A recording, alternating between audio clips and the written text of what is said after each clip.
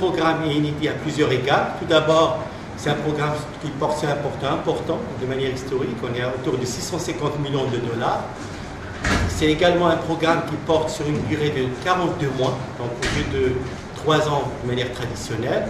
Et en fait, c'est un programme aussi où les décaissements sont avancés. Et d'ailleurs, la conclusion réussie de la deuxième revue, qui s'est déroulée le 17 mai, va permettre le décaissement de 68 millions de dollars, ce qui va porter les décaissements totaux depuis le début du programme en juillet 2022 à 360 millions de dollars, ce qui représente plus que 50% des décaissements ou du montant total du programme. Alors, bien sûr, le conseil d'administration a constaté la bonne performance économique avec une croissance en 2022 au-delà de ce qui a été anticipé initialement à 6,3%, tiré par les chantiers publics, mais aussi par la diversification de l'économie, l'expansion du port de Cotonou et le dynamisme du secteur privé.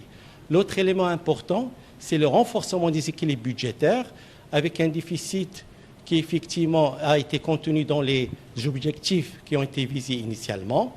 Bien sûr, après 3 ans d'accommodation budgétaire, la consolidation budgétaire va se renforcer et se poursuivre en 2023 avec l'idée effectivement de converger vers le critère communautaire de 3% à moyen terme en termes de déficit en pourcentage du PIB. Et ça, c'est un élément important.